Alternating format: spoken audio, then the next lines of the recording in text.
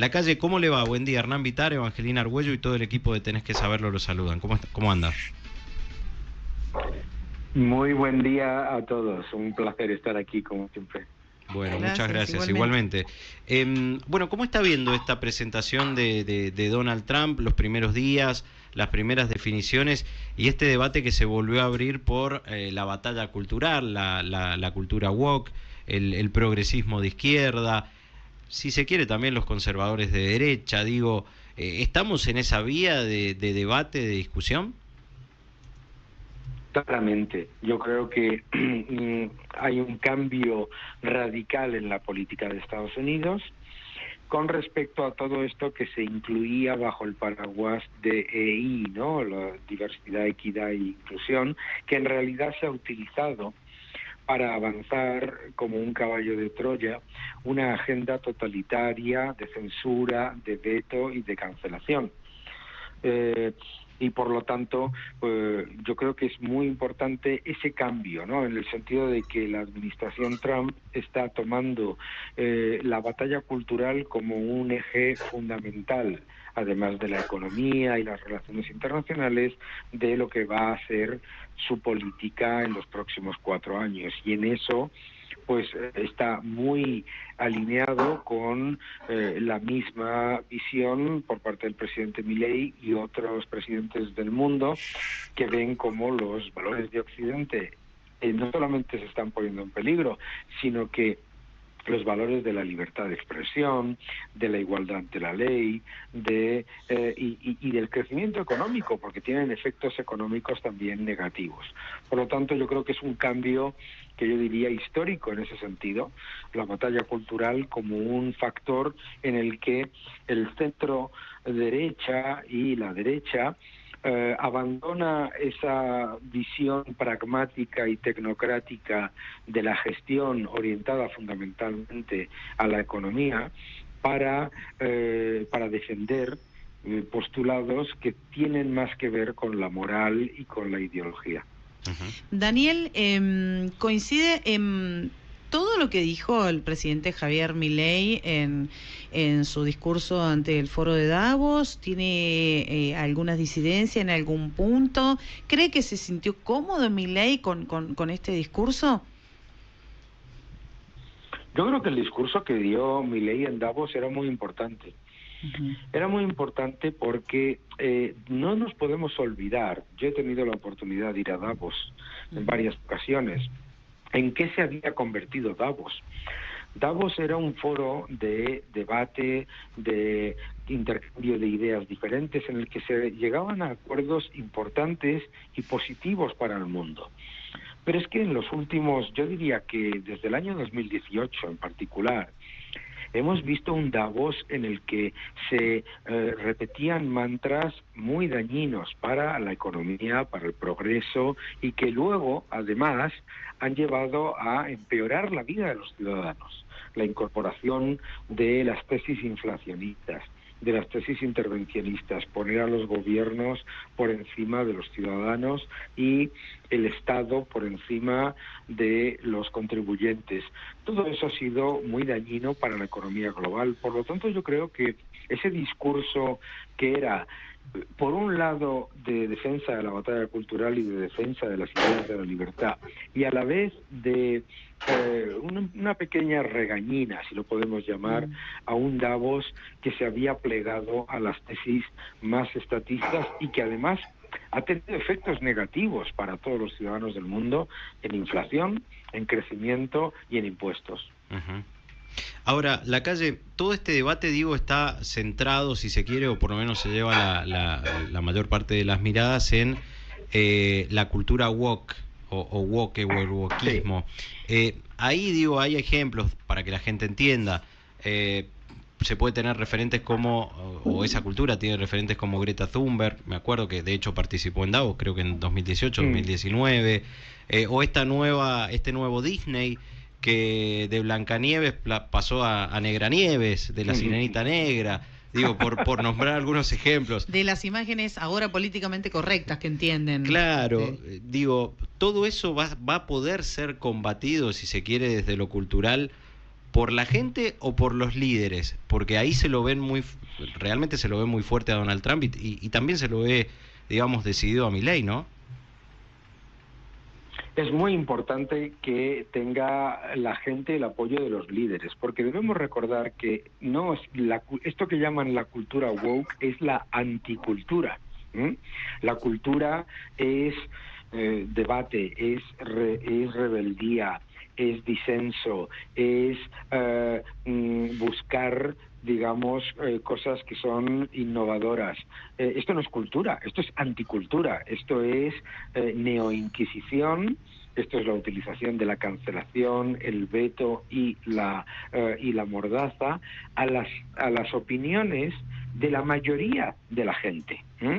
Y yo creo que el final de la anticultura woke empezó precisamente con el fracaso de las empresas que la abrazaron de manera más significativa. Habéis mencionado Disney, pero podemos incluir Bud Light, etcétera, etcétera. Tantas empresas que decidieron que era una buena idea llevar a cabo una estrategia de intentar agradar a un segmento de público que, número uno, es minoritario y, lo más importante, a la vez buscaba activamente ofender o molestar a la inmensa mayoría de la gente, porque esa inmensa mayoría de los ciudadanos no se quejaban. Es muy fácil ser irónico, atacar e insultar a los católicos, la familia tradicional, etcétera, etcétera, a todo lo que tiene que ver con la cultura occidental, y luego ser extremadamente blandos con las dictaduras, con los regímenes totalitarios. Entonces yo creo que el principio del final vino por el lado económico, el fracaso brutal, uno detrás de otro, de películas, series, y el intento de introducir referentes culturales, transgénero, sí, de manera completa y absolutamente fortuita, etcétera. Bueno, pues yo creo que esto es importante. Sobre todo es importante porque ha habido, porque una mayoría de la población de repente se ha dado cuenta que son la mayoría. Claro, y por eso es tan importante que haya líderes que lo defiendan, que si no, los ciudadanos, decía Churchill, que en un campo de vacas lo que hace ruido son los grillos. Y cuando los grillos dictan la actividad cultural, económica, política, etcétera, nos encontramos con medallas de oro en las Olimpiadas a personas que son hombres nacidos como hombres, y todas las locuras que hemos vivido en los últimos años, que es que, vuelvo a repetir, era la anticultura. Y este principio del fin del que usted habla, ¿qué tiempo le da para bueno, como quiere Milei, o con este combate a la ideología web se termine y se vuelva quizás a los parámetros anteriores? Digo, teniendo en cuenta, bueno, lo que usted mismo mencionaba, han introducido muchísimo, por ejemplo, en la filmografía, en las series, todos estos temas. Ustedes tienen en España una serie que se llama Machos Alfa, que hace una crítica también a esto, y habla incluso de cómo los niños comienzan a tener esta crisis de identidad, y padres que dicen, qué sé yo, ahora sos varón, bueno, te llamamos Juan, y ahora sos nena, te llamamos María. O sea, ¿eso se va a revertir en el tiempo o es un largo camino todavía el que hay? No, es un largo camino. Mucho cuidado con este totalitarismo y sectarismo de la nueva Inquisición, porque está de retirada, pero no se ha ido. Probablemente le den el Oscar a la mejor película, a una película en la que un narcotraficante, asesino y delincuente se convierte en un referente para el mundo de solidaridad y de amabilidad, cambiándose de sexo. Estas cosas no debemos, y yo creo que lo dijo el presidente Milei muy bien en Davos, que esto hay que luchar para erradicar este cáncer del wokismo, Porque debemos recordar que lo que era el wokeismo, lo que era la cultura woke, era algo que tenía una lógica, que era la defensa de la igualdad y los derechos de las minorías raciales. Claro. En contra del racismo, digamos. Claro. Claro, pero es Claro, algo de era 1930, algo, eso creo, ¿no? claro, era algo absolutamente y totalmente defendido por todo el mundo, pero ha pasado lo mismo que con el feminismo, con el respeto al medio ambiente o que se adoptan estas políticas por parte de la ultraizquierda para introducir el totalitarismo. Y efectivamente, lo que era un movimiento supuestamente para reconocer los riesgos de racismo, etcétera, se ha convertido en un movimiento para directamente atacar a la población que te molesta ideológicamente, a una pequeña minoría.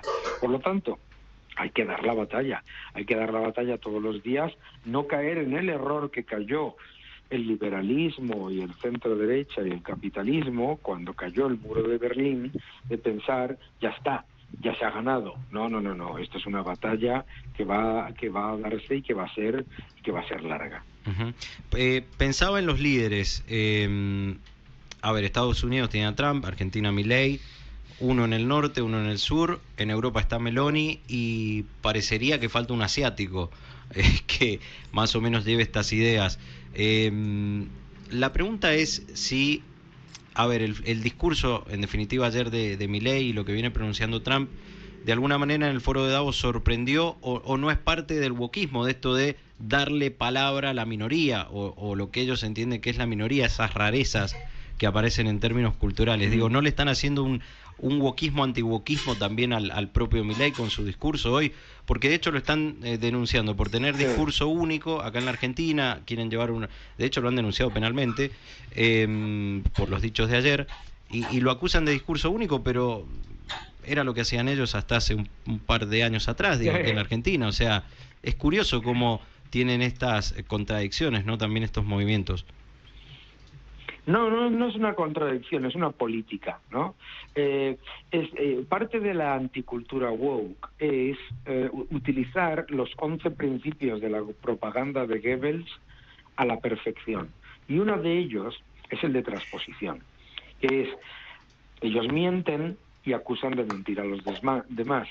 Ellos usan la desinformación constantemente, pero acusan a los demás de desinformación. Es decir, el principio de siempre acusar al otro de lo que este grupúsculo lleva a cabo, ¿no? Entonces, claro, tiene toda la lógica, por eso lo que dice Milei tiene toda la razón, hay que seguir dando la batalla. Le están acusando de hablar desde un pensamiento único, cuando el pensamiento único son ellos. Pero es lo mismo que cuando dicen, no, es que la desinformación, hay que combatir la desinformación, pero si son ellos, las máquinas de desinformación que acaban de inventarse, que Elon Musk había hecho el saludo nazi, o que Donald Trump había dicho que España es un país de los BRICS, ¿no? Uh-huh. Uh-huh. Bueno, y en este contexto digo, a ver si pensándolo para adelante, ¿no? ¿Cree que van a surgir más líderes anti-woke? Sí. Me ha parecido muy interesante tu reflexión sobre el tema de Asia. Uh-huh. ¿Por qué? Porque esto de la anticultura woke es algo que es prácticamente imposible avanzar y imponer en la cultura asiática, porque la cultura asiática no tiene esa idiocia en la que nos hemos criado muchos en el mundo occidental, ¿no? La cultura del mérito, del fortalecimiento de la economía vía trabajo duro y hacer las cosas con una cultura muy en la que se defienden mucho las tradiciones propias, es muy típico de Asia, donde se están dinamitando nuestras tradiciones, nuestros valores desde dentro en la cultura occidental.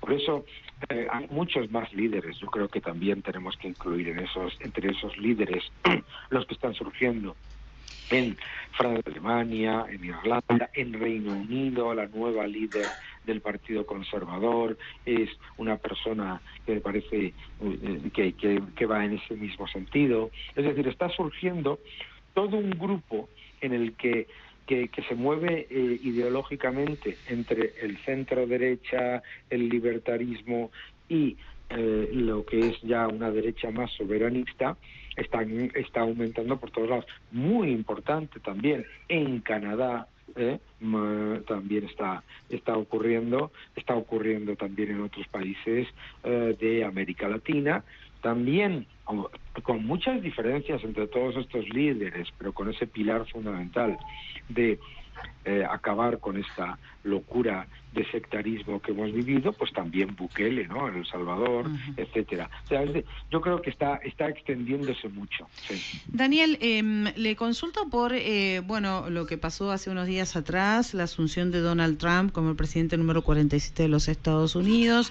Él apenas comienza su discurso, dice que a partir de ahora comienza esta época dorada para los Estados Unidos, como si hubiese recibido un país en muy malas condiciones, y hay algunos que hemos hecho entrevistas acá y nos han dicho no es así. Recibió un Estados Unidos ordenado y tiene que mantener grande a los Estados Unidos. Esa es la tarea. ¿Qué es lo que ve usted para la segunda presidencia, digamos, de Trump al frente de los Estados Unidos? Y también quisiera consultarle si cree que es posible que la Argentina pueda llegar a concretar un tratado de libre comercio con ese país, porque una cosa es el deseo y el trabajo que hace Milei y otra cosa es las intenciones que tenga, o si le interesa realmente a Donald Trump este tratado de libre comercio con la República Argentina, y que nos puede llegar a pedir a cambio, ¿no?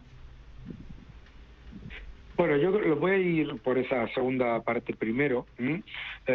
Yo creo que la probabilidad es muy alta y es muy importante el papel de Marco Rubio como secretario de Estado.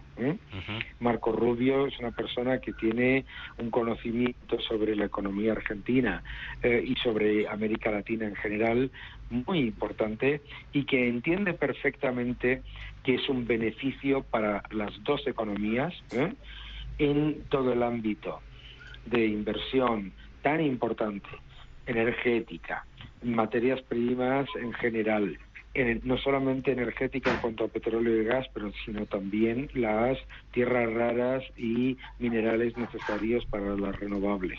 Por lo tanto, yo creo que la probabilidad de un acuerdo bilateral es muy, muy alta. Yo creo que sí, eso es mucho más fácil. Yo he escrito durante mucho tiempo, en los últimos 3 años, sobre la equivocación de mirar a los datos agregados de Estados Unidos y pensar que la economía va bien, y mucho menos ordenada. Estados Unidos recibe, esta administración, el mayor déficit de la historia en tiempos de paz. En los últimos 3 años, el crecimiento del Producto Interior Bruto es verdad que ha sido alto, pero ha venido fundamentalmente de inmigración y de gasto público. El gasto público ha aumentado en más de $2 billones, los salarios medianos en términos reales de los ciudadanos han caído, y tenemos que ser conscientes de que aunque Estados Unidos tiene un desempleo muy bajo, la tasa de ocupación y la tasa de empleo, participación laboral, están por debajo de los niveles de 2019. Por lo tanto, yo creo que hay que ser conscientes de que en Estados Unidos ha habido unos datos que efectivamente no son malos, no se puede decir que sean malos, pero que sí han dejado atrás a un montón de ciudadanos norteamericanos, de hecho a más de la mitad de los norteamericanos, con el objetivo de la administración Biden, que era el de dar unas cifras titulares muy buenas. Y es verdad, el Producto Interior Bruto no es difícil ustedes lo saben muy bien en Argentina. El Producto Interior Bruto se dispara el gasto público y aumenta el Producto Interior Bruto. Lo que viene detrás es mayor inflación, mayor déficit, etcétera. Entonces yo creo que Estados Unidos es una economía muy potente, que no está muy mal, como puede ser la de la eurozona, pero ha perdido una gran capacidad de su potencial. y esperamos que eso cambie en estos primeros años de la administración Trump. Bien. Daniel Lacalle, muchísimas gracias por este contacto con Tenés que Saberlo. Muchísimas gracias a vosotros, siempre un gusto y un fuerte abrazo. Igualmente, muchísimas gracias. Daniel Lacalle, el economista español, bueno, hablando de la agenda woke, los cambios que se imponen, el cambio de época, lo que habló ayer Milei en Davos, Trump, bueno, un repaso por todos los temas de actualidad, lo que debate el mundo y también lo que se debate aquí en la Argentina.